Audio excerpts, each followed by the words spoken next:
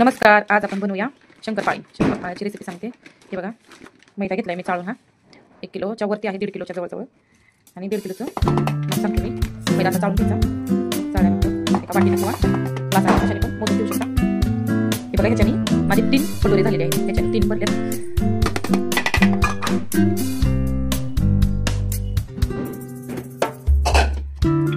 खायचा सोडा टाकून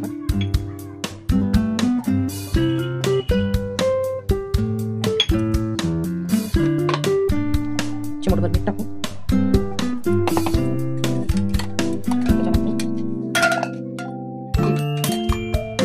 एक वाटी तूप आणि अर्धी वाटी पाणी घेतले मी. आता या वाटीने 2 वाटी साखर आणि 1 वाटी दूध घेतले.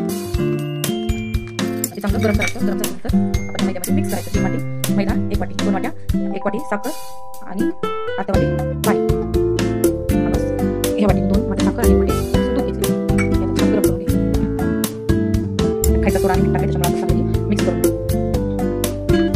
गरम पण करायचं लागते. खूप गार पण नाही. 1 वाटी साखर, 1 वाटी पाणी आणि 1 वाटी दूध, असं 3 वाटे घेतलेले आहेत मी. 3 वाटे मैद्याला या वाटीने 3 वाटे घेतलेले आहेत. गरम होऊ द्यायचं. साखर विरघळू द्यायची. साखर विरघळल्यानंतर या मैद्यात टाकायची आणि असं घट्टसर मळायचं. आपण तोपर्यंत गरम करून घेतोय. हे असं गरम करून घ्यायचं. बघू शकता, असं दूध, साखर आणि तूप अशा प्रकारे गरम केलेलं आहे. यात साखर आहे. साखर वितळल्यानंतर हे आपण मैद्यात मिक्स करून थोडं टाकून मिक्स करू. त्यानंतर आपण हे करायचं, घट्ट पीठ मळायचं. बघू शकता, छान गरम झालेलं आहे. ते आपण खाली उतरून घेऊ. पिठात मिक्स करू. 5 मिनिटं ठेवायला लागते फक्त. ते छान गरम झालं. याच मस्त छान झाले. आपण चाळणीच्या साह्याने छान असं गाळून घेऊ. थोडं मिक्स. तूप झालेलं आहे. तुपामुळे घट्ट होते. थोडं टाकून मिक्स करायचं. त्यानंतर पीठ मळून घ्यायचं घट्ट. छान असा गोळा मळलाय मी, घट्ट बनवलाय. आता आपण ह्याचे लाठी लाटायचे जाडसर आणि आपण शंकरपाळे तयार करू. दाखवते तुम्हाला मी. चालू कर. हे अशी गोल लाटून घ्यायची जाडसर. हे असे छोटे छोटे जाडसर कापून घ्यायचे. हे बघा,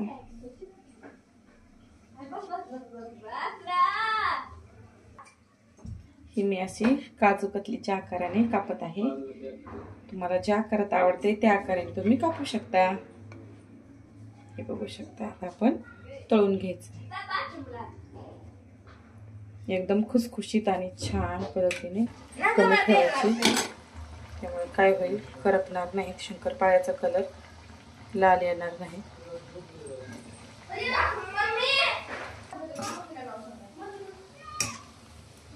कमी गॅस ठेवायचा.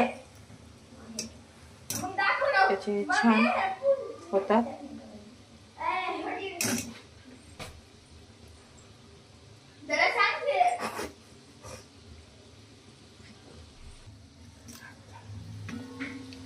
हे बघा, एकदम छान कलर आलेला आहे.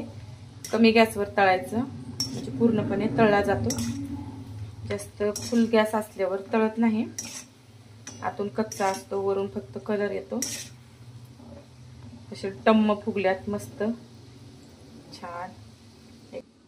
हे बघू शकता, किती छान एकदम खुसखुशीत झालेले आहेत आणि छान टेस्टला पण खूप छान झालेत.